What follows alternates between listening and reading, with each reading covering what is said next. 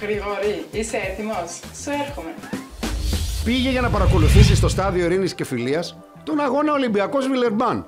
Την έπιασε η κάμερα και έτσι ξαφνικά, αλλά όχι αδικαιολόγητα, έγινε viral σε όλη την Ελλάδα. Όλοι έψαχναν να μάθουν ποια είναι αυτή η εντυπωσιακά όμορφη γυναίκα και τι κάνει στη ζωή της. Επειδή όμως ό,τι λέει το λέει με το σταγονόμετρο, το μόνο σίγουρο για αυτήν είναι ότι είναι Ολυμπιακός. Και έτσι, από ένα και μόνο πλάνο μερικών δευτερολέπτων, οι ακόλουθοί της στα social media από 97 άτομα εκτοξεύτηκαν στους 138.000. Και όσο πάμε ανεβαίνουν δηλαδή και τώρα που μιλάμε. Σκέψου απόψε τι έχει να γίνει δηλαδή. Ας υποδεχτούμε την Μαριγκόνα.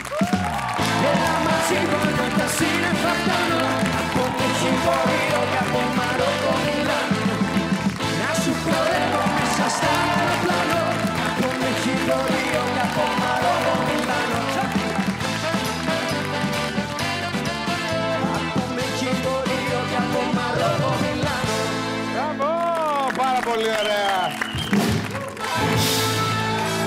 Άλλες χώρες θέλαμε, Κόσοβο, Γερμανία, άλλα. Μαρόκο, Μιλάνο, τέτοια αυτά. Καλώς την. Γεια σας, καλησπέρα. Τι ήθελες και πήγες στον αγώνα με τον Μαρικό, δεν καθόταν στο σπίτι.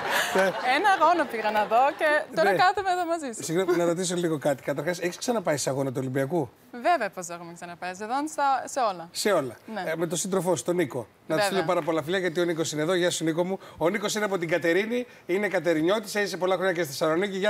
Γεια σου, Νικόλα. Πολύ ωραία, γεια σου Καρτάση, γεια σου. Λοιπόν, το ζήτημα είναι τι, ότι τις προηγούμενες φορές που πήγατε στο γήπεδο δεν σε είχε βγάλει ποτέ καμιά κάμερα? Δεν με έχει βάλει ποτέ καμία κάμερα, όχι. Και έγινε την τελευταία φορά? Έγινε την τελευταία φορά, ναι. Και μετά από αυτό, τα 3 δευτερόλεπτα, έχει γίνει ο χαμός. Ο χαμός. Αυτό είναι μεγάλη αλήθεια. Και ήταν πραγματικά εντυπωσιακό το πλάνο, γιατί κάποια στιγμή σε βλέπω και σένα που καταλαβαίνεις, σε έχουν βάλει και πάνω στα monitor, έτσι δεν είναι? Ναι. Καταλαβαίνεις ότι πλέον έχει εσένα η τηλεόραση. Ναι, ήταν το πλάνο, έβλεπα εκεί, εγώ το βλέπω πάνω και βλέπω τον Νίκο από πίσω να νευριάζει. Να νευριάζει. Με τον αγώνα, ναι, είναι αυτό το meme που έχει γίνει viral, το Average Balkan Couple. Και γι' αυτό και γέλασε, γιατί λέει, σε βλέπει όλος ο κόσμος στο γήπεδο τώρα πώς.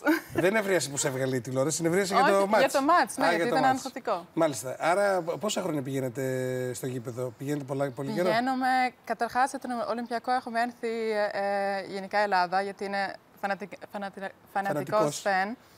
Και ήρθαμε να δούμε ένα μάτς στην Αθήνα. Μας άρεσε η Αθήνα, μας άρεσε η Ελλάδα γενικά. Και λέγαμε για ποιο λόγο να μην ζούμε εδώ.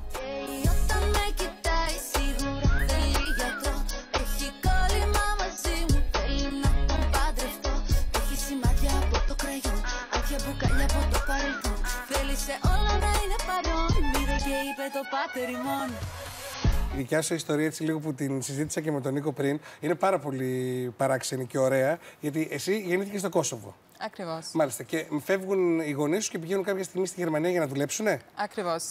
Επειδή τότε στο Κόσοβο ήταν λίγο δύσκολη η κατάσταση με το πόλεμο κτλ. Και για να έχω εγώ ένα καλύτερο μέλλον, αποφασίσανε να πάνε Γερμανία. Μοναχοπέδι. Έχω και 2 αδέρφια. Κορίτσια ή αγόρια? Και τα 2. Και τα 2. Ναι. Η αδερφή σου πώς είναι? Είναι καλά, είναι μικρούλα ακόμα. Είναι σαν και σένα? Είναι πάρα πολύ όμορφη και αυτή.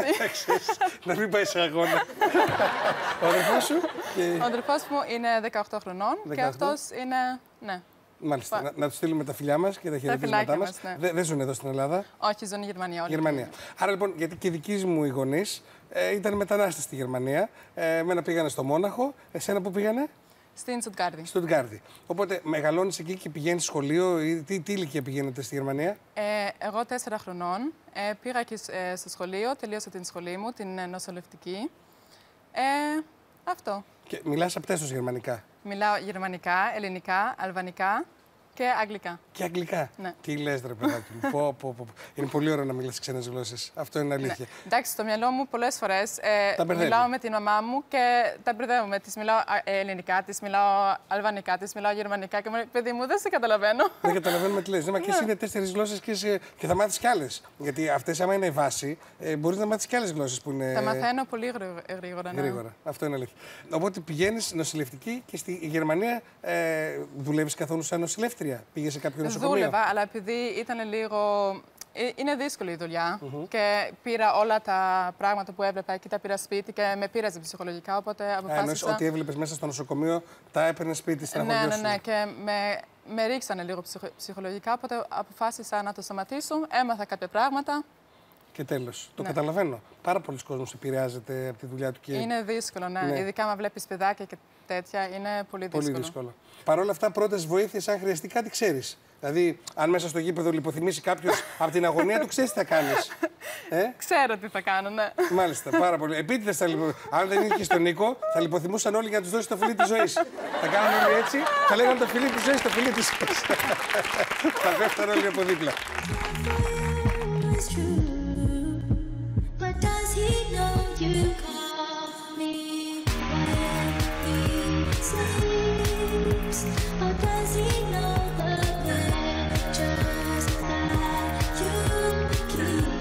Αυτό που θέλω να ρωτήσω είναι γιατί μου έχει κάνει εντύπωση ότι δεν δούλεψες ποτέ σαν μοντέλο. Δεν δούλεψα ποτέ σε μοντέλο. Αυτό τώρα πάλι. Γιατί. Να σου εξηγήσω κι εγώ. Η ομορφιά είναι κάτι υποκειμενικό. Μάλλον θα σου λέω τώρα λέξεις, νομίζω το καταλαβαίνεις. Δηλαδή, για κάποιους ανθρώπους, εγώ είμαι ένας όμορφος άντρας, για κάποιους άλλους δεν είμαι όμορφος άντρας. Για κάποιες άλλες γυναίκες, για κάποιους αυτό είναι ανάλογα. Ναι. Υπάρχουν όμως και αυτά που λέμε, ρε παιδί μου, ότι αυτό το πρόσωπο, αυτή η γυναίκα ή αυτός ο άντρας, ακόμα και αν δεν είναι του στυλ μας, είναι ένας ωραίος άντρας, είναι μια ωραία γυναίκα. Ναι. Εκεί δεν χωράει πλέον συζητήσεις. Άλλο που μπορεί να μην είναι του γούστου μου. Ναι. Αυτό δεν έχει καμία σημασία. Εμένα μου αρέσουν και κάποιο είδους γυναίκας. Εσύ είσαι αντικειμενικά μια ωραία γυναίκα. Δεν γίνεται να μην σου έχουν κάνει πρόταση όλα αυτά τα χρόνια για μοντέλο. Πρώτα απ' όλα, σε ευχαριστώ πάρα πολύ. Ναι. Μου έχουν κάνει πρόταση, ναι, στο Chris Next Top, αλλά γενικά είμαι ένας άνθρωπος. Άμα κάποιος με βάζει φωτογραφία, να εδώ, φίλος μου το ξέρει πολύ καλά, θέλω να είναι όλο όπως θέλω εγώ. Όταν πας σε μια φωτογράφηση και οι φωτογράφοι σου λένε κάνε αυτό, μπορεί να μην μου αρέσει, οπότε έχω αποφασίσει να μην το κάνω επαγγελματικά. Και επίσης το Chris Next Top Model τώρα εντάξει, δεν.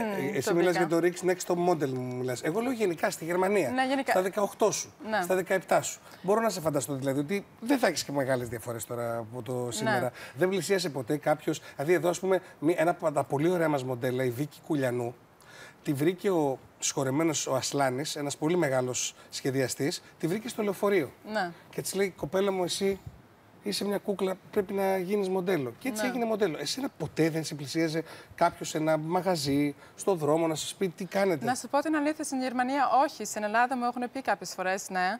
Αλλά ναι, δεν ασχολήθηκα πολύ ποτέ. Ξέρεις γιατί μου κάνει εντύπωση? Γιατί θα ήσουν πολύ ακριβοπληρωμένη. Δηλαδή θα ήσουν ένα πολύ ακριβοπληρωμένο μοντέλο. Θα έφευγες στο εξωτερικό και θα πήγαινες στην Αμερική. Είμαι βέβαιος για αυτό που σου λέω. Κοίτα, μέχρι στιγμής δεν μου έχουν γίνει τώρα προτάσεις που ενδιαφερόμουν. Βέβαια, οι πόρτες μου είναι ανοιχτές. Τώρα, αν μου γίνει μια πρόταση που μου αρέσει, βέβαια θα ήθελα να ασχοληθώ. Ναι. Θα μπορούσες να περπατήσεις πάνω στην πασαρέλα, ας πούμε? Εσύ τι λες? Δεν ξέρω. Έτσι όπως σε βλέπω, ήξερα. Μια χαρά περπάτησες, αλλά λέω επειδή χρειάζεται. Αν και το λίγο... λες εσύ, ναι, τότε. Θα σου πω γιατί το λέω αυτό. Γιατί χρειάζεται και λίγο επαγγελματικό περπάτημα. Δηλαδή ναι, θέλει λίγο να μάθεις, λίγο να εκπαιδευτείς, γι' αυτό πηγαίνουν και στις σχολές, να ξέρουν πώς περπατάνε. Τον αέρα τον έχεις, αλλά θα χρειαστεί λίγο βοήθεια. Προφανώς. Άμα θέλεις να ασχοληθείς με αυτό, θέλει λίγο κάποιον να σε κάνει manage, πώς πρέπει να περπατάς. Όλα αυτά, ναι. Στη Στουτγκάρδη γνωρίζεις τον Νίκο. Που ο Νίκος και αυτός έχει πάει εκεί για. Ο Νίκος, αν δεν κάνω λάθος, με τους γονείς πήγε και ο Νίκος. Πήγαν και οι γονείς του. Ναι. Φεύγουν από την Κατερίνη, μετανάστες. Πού τον πρωτογνωρίζεις τον Νίκο? Καταρχάς, να ξέρεις ότι ο Νίκος αυτή τη στιγμή, πέρα τώρα από το χιούμορ που θα κάνω, είναι ο πιο μισητός άντρας στην Ελλάδα. Έτσι. Όλοι θα θέλουν να είναι στη θέση του Νίκου αυτή τη στιγμή. Ο Νίκος αυτή τη στιγμή είναι ο άνθρωπος που με το που σου βλέπουν όλοι δίπλα λένε «Πόρε τον τυχερό, πόρε τον φοιτή, τι γίνεται». Πού γνωριστήκατε με τον Νίκο?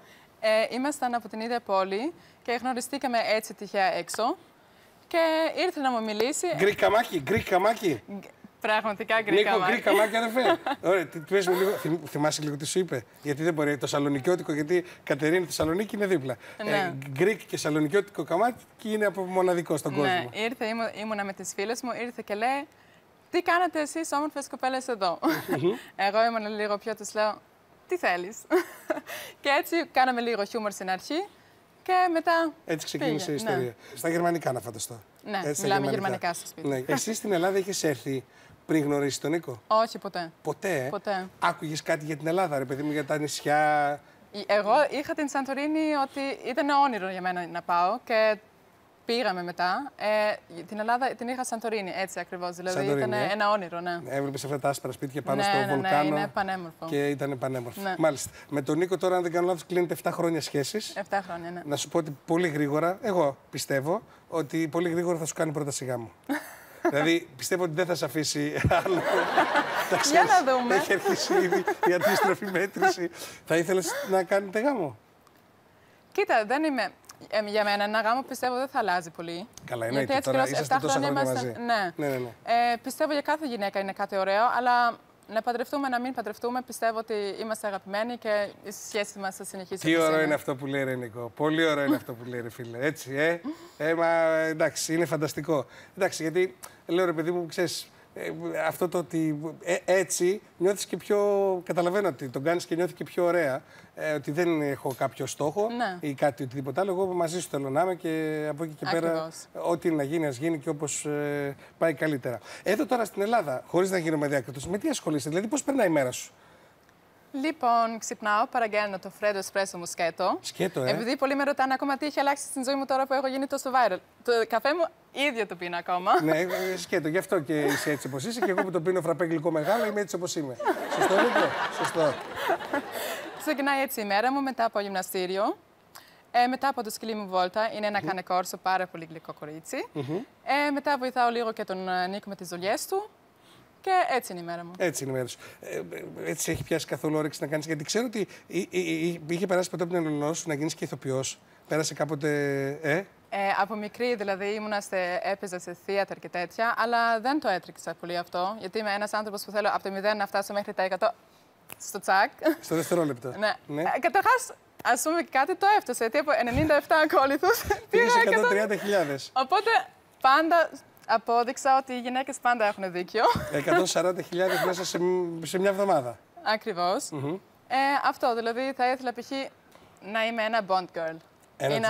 Bond girl. Ναι, είναι όνειρό μου. Για να δούμε.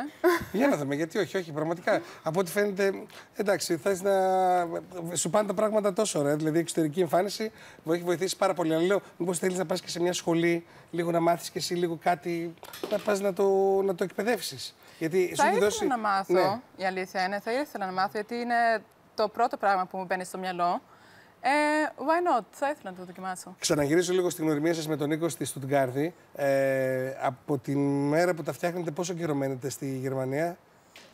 2 χρόνια, 3? Όχι, τα φτιάξαμε και μετά από 3 μήνες ήρθαμε για διακοπές Ελλάδα. Ναι. Και μας άρεσε τόσο πολύ που λέγαμε, γιατί να μην κάτσουμε ακόμα 1 μήνα. Μετά το 1 μήνα έγινε 2 μήνες. Το 2 μήνες γίνανε 3 μήνες. Και λέγαμε, οκ, αποφασίσαμε να μένουμε εδώ. Να μείνεις εδώ. Ναι. Ήταν μια απόφαση που την πήρες δηλαδή με μεγάλη χαρά, ας πούμε, που ήρθες εδώ? Πάρα πολύ, ναι. Γιατί στην Γερμανία, όπως ξέρουμε όλοι, είναι λίγο δουλειά, σπίτι, δουλειά, σπίτι. Αυτό είναι αλήθεια. Εδώ οι Έλληνες δηλαδή είναι πάρα πολύ πιο ανοιχτοί, friendly. Είναι διαφορετικά. Εσύ πες μου λίγο, πώς τη βλέπεις στην Ελλάδα? Τελικά δεν πήγες μόνο Σαντορίνη, πήγες και σε άλλα μέρη όλα αυτά τα 7 χρόνια. Τι συμπέρασμα έβγαλες για την Ελλάδα? Αγαπάω την Ελλάδα. Είναι πραγματικά, την βρίσκω. Δεν μπορώ να φανταστώ να υπάρχει μια πιο όμορφη πόλη να ζεις. Πιο όμορφη χώρα. Όμορφη χώρα. Ναι. Καταρχάς, έχει στο καλοκαίρι όλα τα νησιά, που είναι τόσα νησιά που δεν προλαβαίνεις, νομίζω, σε όλη την ζωή σου να τα δεις όλα. Αυτό είναι μεγάλη αλήθεια. Ναι. Οπότε απλά το ερωτεύτηκα. Κάποια άλλα νησιά που εκτός από Σαντορίνη σου αρέσουν, κάποια μέρη δηλαδή που είπες ότι πω ρε φίλε, αυτό ήταν ωραίο? Είναι η Μήλος. Η Μήλος ήταν φανταστικά. Είναι ήρεμο νησί, χαλαρώνεις, είσαι μόνο εσύ και η θάλασσα και είναι πάρα πολύ όμορφο. Το ξέρεις ότι λένε ότι αν πάει ένα ζευγάρι στη Μήλο χωρίζει μετά? Το έχεις ακούσει? Ναι, και στην Σαντορίνη.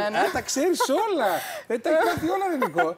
Αυτά είναι μυστικά εδώ, inside. Μου τα έχουν μάθει, ναι, μου λέγανε οι φίλες μου. Άμα πας Σαντορίνη, μετά θα δεις τι θα γίνει. Αφού δεν χωρίσατε με τον Νίκο, αφού πήγατε και Σαντορίνη και Μήλο και είσαστε ακόμα μαζί, δεν χωρίσετε ποτέ. Στο λέω εγώ, δεν υπάρχει περίπτωση. Οι φίλες τώρα μου και τις αναφέρεις, είναι Ελληνίδες, έχεις κάνει παρέες εδώ από την Ελλάδα ή κορίτσια που είναι από το Κόσοβο ή από τη Γερμανία που βρεθήκατε εδώ? Διάφορες Ελληνίδες, έχω και φίλες από την Αλβανία, διάφορες. Ναι, οπότε ουσιαστικά βγαίνεις έτσι συχνά, πηγαίνεις έξω, ποια είναι λέω, αν πηγαίνετε στα μπουζούκια, βγαίνεις για φαγητό, ποια είναι λίγο έτσι, τα πράγματα που κάνεις για να διασκεδάσεις? Βγαίνω πιο πολύ σε χαλαρά πράγματα. Τα κλαμπς και τέτοια δεν μου αρέσουν τόσο. Μ' αρέσει να βγαίνω για ένα ωραίο φαγητό, για ένα ωραίο dinner. Κάποιες φορές με τις φίλες μου για να χαλαρωτσάει, να το πούμε από κοντά. Μάλιστα, Αυτά. ήρεμα πράγματα. Είσαι μόνος σου στον δρόμο και περπατάς από το γυμναστήριο για να πας στο σπίτι ή οτιδήποτε άλλο. Πες, φλερτάρουν οι Έλληνες?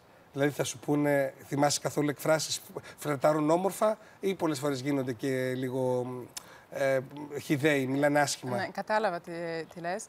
Κοίτα, ήταν πάντα πολύ ευγενικοί, αλλά πιστεύω όταν είμαι μόνη μου ένα βλέμμα που Ναι. δεν τολμάζει κανένας να πλησιάζει. Είσαι πολύ αυστηρή, Ναι, οπότε ναι, δεν με φλερτάρουν τόσο πολύ στον δρόμο, όχι. Δεν σε φλερτάρουν στον δρόμο? Όχι. Γιατί εμείς έχουμε κάτι πολύ ωραίες εκφράσεις εδώ στην Ελλάδα. Μαρμαροκολόνα μου, φωλιά μου, παρθενώνα μου.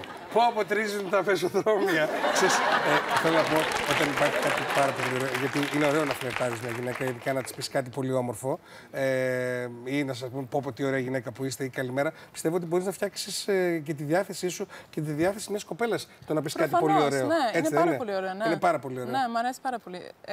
Είναι κάτι, αυτό, σου φτιάχνει την ημέρα. Αυτό είναι μεγάλη αλήθεια. Τώρα από εδώ και πέρα, τι σκέφτεσαι να κάνεις? Καταρχάς, είμαι σίγουρος ότι στον επόμενο αγώνα του Ολυμπιακού θα σε ψάχνει η κάμερα να σε βρει. Έτσι, αυτό είναι και πλέον ο κόσμος θα περιμένει να δει λίγο μπάσκετ, λίγο εσένα. Λίγο μπάσκετ, λίγο εσένα. Έχεις αγαπημένο παίκτη από το γήπεδο? Έχω, ναι. Στο μπάσκετ είναι ο Σάσα Βεζένκοφ και στο ποδόσφαιρο ο Ελκαμπή. Πηγαίνετε και μπάλα. Έχω μάθει τα πάντα. Τα πάντα, είσαστε συνέχεια δηλαδή στο γήπεδο. Αν δεν είμαστε στο γήπεδο, το βλέπουμε κάθε μάτι από το σπίτι. Μάλιστα. Στη Γερμανία τι ομάδα ήσουν εσύ, είχες ασχοληθεί καθόλου με το ποδόσφαιρο? Στην ομάδα δεν είχα ασχοληθεί καθόλου και την πρώτη φορά που γνωριστήκαμε μου λέει: Κοίτα, ένα πράγμα θέλω από σένα, να γίνεις Ολυμπιακός. Καλά, θα πεις εντάξει. Αυτό. Ναι. Μετά μου έδειξε τις αγώνες και τα λοιπά και όταν έζησα πρώτη φορά την ατμόσφαιρα στο ΣΕΦ, λέω: OK, wow, είμαι Ολυμπιακός. Είσαι Ολυμπιακός. Καταρχάς έχεις καταπληκτικό χαμόγελο, θέλω να σου πω. Γελάς και γελάς από την καρδιά σου. Αυτό είναι. Πες μου λίγο τώρα, με την τηλεόραση θα μπορούσες να ασχοληθείς? Δηλαδή, σου κάνουν πρόταση από μια τηλεοπτική εκπομπή να σχολιάζεις. Προσπαθώ να σκεφτώ πράγματα γιατί και τα ελληνικά σου, ίσως επειδή δεν είναι ακόμα τέλεια, δεν ξέρω αν εσύ ένιωθες καλά να βγεις στην τηλεόραση να σχολιάζεις. Θα μπορούσες να το κάνεις? Κοίτα, δεν είχα και πολύ χρόνο γιατί έχει γίνει τόσο γρήγορα όλο αυτό. Θα ήθελα να δοκιμάσω κάτι τέτοιο, ναι. Ναι, μάλλον το αφήνω λίγο γενικά την ερώτηση. Τι θα ήθελες να κάνεις στην τηλεόραση? Δηλαδή, αν σήμερα ερχόταν ένα κανάλι και σου έλεγε: Γεια σου, Μαριγκόνα, μας αρέσει πάρα πολύ το πρόσωπό σου, είναι πολύ θελκτικό στην τηλεόραση να το βλέπουμε. Τι θα ήθελες να κάνεις στην ελληνική τηλεόραση? Τι θα μπορούσες να κάνεις? Εσύ τι νιώθεις? Κοίτα, αλήθεια, δεν είχα το χρόνο να σκεφτώ τι θα ήθελα να κάνω. Μου έχουν γίνει ήδη κάποιες προτάσεις. Σου έχουν γίνει ήδη αυτή την εβδομάδα? Ναι. Με όλο αυτό το χαμό, ναι, μου έχουν γίνει ήδη προτάσεις. Αυτό. Θα πάρω λίγο το χρόνο μου να το σκεφτώ και θα είναι a surprise. Καλά, εννοείται ότι θα είναι surprise. Κοίταξε τώρα, γιατί η τηλεόραση είναι εικόνα. Δεν σημαίνει ότι εντάξει, είναι και λόγος, είναι και πολλά πράγματα. Δεν σημαίνει ότι τα κατάφεραν πάντα πολύ ωραίες γυναίκες. Πάντα υπάρχει μία μίξη. Δηλαδή να είναι και εξυπνάδα και αναλόγως τι θέλει να κάνει ο κάθε άνθρωπος και τι θέλει να πει. Αλλά ήθελα να δω μέχρι τι θα μπορούσες εσύ αυτή τη χρονική στιγμή, μέχρι τι θα μπορούσες να κάνεις που θα ένιωθες εσύ άνετα. Ναι. Δηλαδή θα μπορούσα να σου πω να παρουσιάσεις ένα τηλεπαιχνίδι. Αλλά μπορεί να μου έλεγες: Γρηγόρη, εγώ τηλεπαιχνίδι δεν ξέρω αν θα μπορούσα να μιλάω τόσο καλά ελληνικά για να μην φέρω σε δύσκολη θέση τους παίκτες. Ναι.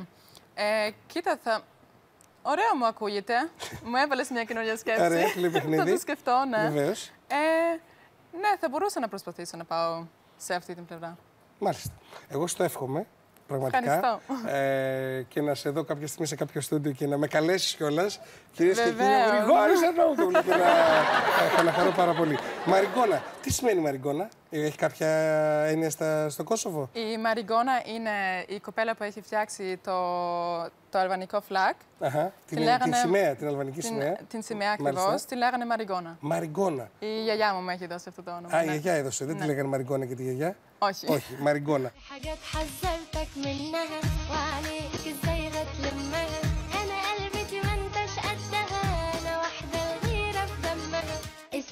أنا لسه بكلمك والأنت أنا هفضل أفهمك من يوم ما قابلتك قلت لك لو بصيت برا هزعلك لو بصيت برا هزعلك مسيطرة همشيك مسطرة. Να φανταστώ ότι μαγειρεύεις. Δεν μαγειρεύεις. Κοίτα, Μέχρι στιγμής όταν έχω μαγειρεύει, όλοι είναι ακόμα ζωντανά και είναι ανάμεσά μας. Τι ώρα πες μου τι έχεις μαγειρέψει. Ερχόμαστε στο σπίτι, ρε παιδί μου. Κοίτα, το πρώτο πράγμα που έχω μαγειρέψει, που ήταν wish από το αγόρι μου, ήταν μουσακάς. Μουσακάς. Δηλαδή, με το πρώτο πράγμα μου είπε να κάνω μουσακάς. Και το πέτυχες, τον πέτυχε Νίκο. Ωραία, τον πέτυχε. Το πέτυχα. Έχω ακούσει ότι μαγειρεύω πολύ καλά, αλλά κοίτα, να σου πω την αλήθεια. Μ' αρέσει πιο πολύ να πατάω ένα κουμπάκι και να είναι μπροστά στην πόρτα μου.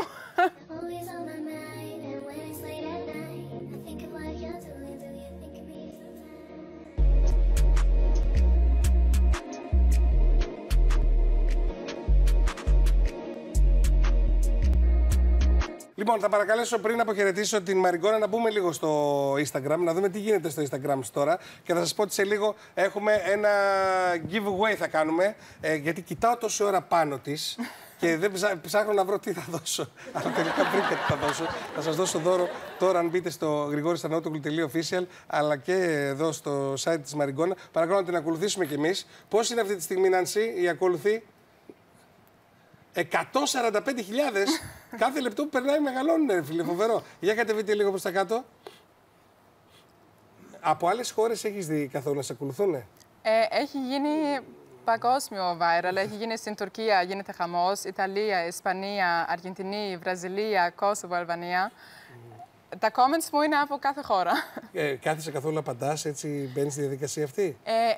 Δεν μπαίνω πολύ στην διαδικασία, όχι. Ναι, απλά βλέπω τα νούμερα ότι ανεβαίνουν και κάνω αυτό που έκανα πάντα. Απλά ανεβάζω μια φωτογραφία και απλά είναι λίγο παραπάνω νούμερα. Κάθε πότε ανέβαζες στο παρελθόν, δηλαδή μία φορά τη μέρα ανέβαζες ή... Όχι μία φορά την ημέρα. Όταν έκανα κάτι που ένιωθα να το μοιραστώ με τους φίλους μου, ανέβασα. Ναι. Ξέρεις ότι το Instagram λειτουργεί... Με τον αλγοριθμό. Με τον αλγόριθμο. Ναι. Κοίτα, ξέρεις και τη λέξη αλγόριθμο, θα με τρελάνεις. Είσαι πάρα πολύ καλή, αλήθεια το λέω. Μα τώρα να ξέρεις τόσες γλώσσες, να έχεις κάνει αυτά και να ξέρεις τη λέξη αλγόριθμος, συγχαρητήρια. Θέλω να πω ότι λειτουργεί με ότι όσο πιο πολύ ανεβάζεις, τόσο πιο πολύ κινείται και ο αλγόριθμος για να μπαίνουν άνθρωποι να βλέπουν τις σελίδες σου. Για να κατεβούμε λίγο παρακάτω, να δούμε διάφορα έτσι πράγματα. Έχεις να μας δείξεις κάτι ωραίο, δηλαδή κάτι που να πεις αυτή η φωτογραφία. Να, εκεί το καλοκαίρι, όπα, στη μεσαία, στο κέντρο. Στο κέντρο με τα άσπρα. Αυτό, εδώ που είμαστε, θυμάσαι? Εδώ είμαστε στη Μύκονο, στον Άμμος. Παρτάραμε. Μύκονος. Το μοναδικό νησί που μου αρέσει να παρτάρεις. Σ' αρέσει η Μύκονος, Πάει Σαντορίνη, την ξέχασες. Πάει Σαντορίνη. Όχι, την Σαντορίνη είναι number one μου. Αλήθεια, είναι αγαπημένη σου. Για να πάμε παρακάτω να δούμε και άλλες φωτογραφίες. Έτσι λίγο που από καλοκαίρι. Πολύ, πολύ ωραία. Σ' αρέσει, βγάζεις πάρα πολύ. Ο Νίκος, να τους ο Νίκος, εκεί στην πισίνα δεξιά, Ναι. Εκεί, στη μέση, όπα, τον Νίκο εκεί. Αυτός είναι ο Νίκος, πάρα πολύ ωραία. Εκεί. Εδώ Σαντορίνη. Σαντορίνη, Ναι. Ρομαντικά. Πανέμορφο μέρος, ναι. Πάρα πολύ ωραία. Και πάμε να δούμε και καμιά άλλη έτσι που με τον Νίκο πάντα έτσι θα βγάλετε τις φωτογραφίες. Το σκυλάκι ποιο είναι αυτό? Αυτός είναι... Ναι. Που ήταν κουτάβι ακόμα. Τώρα έχει γίνει ένας τέρας 45 κιλά. Πώς λέγονται αυτά τα... Κάνει κόρσο. Κάνει κόρσο, μάλιστα. Φανταστικό είναι αυτό. Είναι απίστευτο σκυλί. Μπλε μάτια έχει.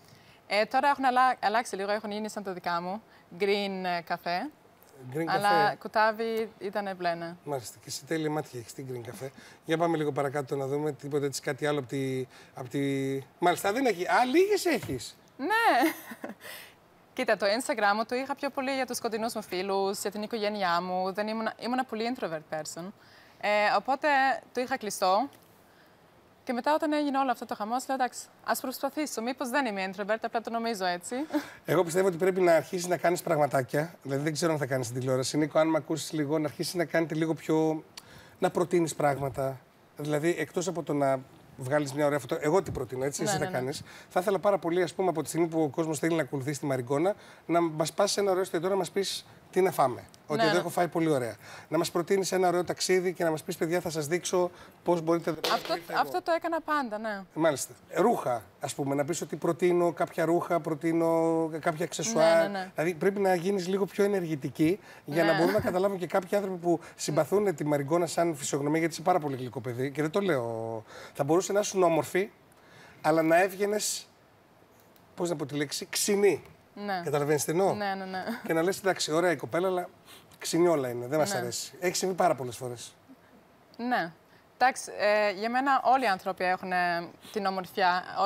Κάθε άνθρωπο είναι διαφορετικός όμορφος. Αλλά ναι, πιστεύω ότι κάθε άνθρωπος πρέπει να είναι λίγο down to earth. Δεν σημαίνει τώρα επειδή είσαι όμορφη ότι είσαι κάτι πιο specially. Έχει συμβεί πάρα πολλές φορές. Πραγματικά για κούκλες που ανοίγουν το στόμα τους ή με το που αυτό και λες εντάξει, ευχαριστώ πάρα πολύ, να είσαι καλά. Εκεί η ομορφιά σου, αλλά δεν θέλω. Δεν θέλω ούτε να σε ακούσω, ούτε να ασχοληθώ μαζί σου. Να είσαι καλά, να είσαι όμορφη. Βγάζουν κάτι υπεροπτικό, κάτι arrogant. Κατάλαβες. Εσύ βγάζεις κάτι τελείως διαφορετικό. Τη διπλανή πόρτα δεν θα μπορούσε να είσαι φίλη με τον οποιοδήποτε άνθρωπο. Ναι. Και αυτό είναι υπέροχο. Πραγματικά υπέροχο. Οπότε θα σας έλεγα να μπείτε στη διαδικασία να φτιάξεις, δηλαδή να μπω αύριο και να πει: παιδιά, ορίστε, δείτε κάτι πολύ ωραίο μπορείτε να πάρετε στα κορίτσια σας. Κορίτσια, δείξτε ένα πολύ ωραίο παλτό που βρήκα σε ένα μαγαζί. Να αρχίσω να βλέπω πραγματάκια. Θα το προσπαθήσω. Αυτό το έκανα και όταν είχα 90 ακόλουθους. Δηλαδή, έδειξα πάνω σε ποιο εστιατόριο που πάω να τρώω, να προτείνω εστιατόρια που είναι ωραία κτλ. Δηλαδή, αυτό το έκανα και από πριν και αυτό θα το συνεχίσω. Τέλεια. Οι δικοί σου άνθρωποι τι λένε, η οικογένειά σου έμαθε το χαμό που έγινε εδώ, οι δικοί σου άνθρωποι? Εγώ καταρχάς από μόνη μου δεν κατάλαβα το χαμό που έχει γίνει. Πήγαμε απλά στο μάτς, μετά στο γυρισμό στο σπίτι. Με παίρνουν οι φίλοι μου, η οικογένειά μου και μου λένε: όλοι σε ψάχνουν, τι έχεις κάνει, έχεις γίνει viral, το καταλαβαίνεις αυτό? Και λέω, τι viral, μπαίνω λίγο στο Instagram, εντάξει, έβλεπα λίγο καινούριες request follow. Λέω, ok, εντάξει, θα περάσει. Μετά βλέπω μέρα παραμέρα, δηλαδή να γίνει τόσο χαμός και λέω, εντάξει, ας το ανοίξω. Και ό,τι γίνει. Φτάσαμε εδώ τώρα. 145.000. Στον δρόμο τώρα σου μιλάνε διαφορετικά, σε χαιρετάνε, γεια σου Μαριγκόνα, γεια σου. Την άλλη μέρα βγήκα λίγο για ψώνια και ο κόσμος να λέει, αυτή είναι, αυτή είναι. Να με ρωτάνε για φωτογραφίες, κάτι εντελώς διαφορετικό για μένα. Ωραία. Αλλά με πολλή ευγένεια, οπότε. Τέλεια. Μαριγκόνα, κάνε αυτό που σου λέω και θα φτάσουμε στα 2 εκατομμύρια και στα 5 εκατομμύρια. Επειδή μιλάς και ξένες γλώσσες, θα τα κάνεις και κάποια στα αγγλικά. Νίκο, και κάποια στα γερμανικά και κάποια στα αγγλικά. Γιατί με το που το κάνεις στα αγγλικά, συν την εμφάνισή σου, συν τα αγγλικά, θα παίζει over the world. Οπότε σε παρακαλώ, έχει έρθει ένα δώρο από το Θεό. Δεν ξέρω, πιστεύεις? Το πιστεύω αυτό. Πολύ ωραία. Έχει έρθει ένα δώρο από το Θεό. Οπότε πάρε αυτό το δώρο, γιατί το ένα δώρο ήταν η εξωτερική σου εμφάνιση, το άλλο δώρο είναι χαμόγελό σου και καλή σου καρδιά, από ό,τι καταλαβαίνω. Το τρίτο δώρο είναι αυτό που συνέβη τώρα.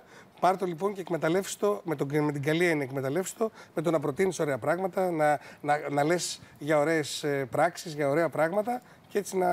Θα έρθεις άμα κάνει, ναι, θα έρθω καλεσμένος. Στο λόγο μου, τελείωσε. Όπως με τίμησες εσύ στην πρώτη σου συνέντευξη ουσιαστικά σε στούντιο που ήρθες καλεσμένη, θα έρθω κι εγώ.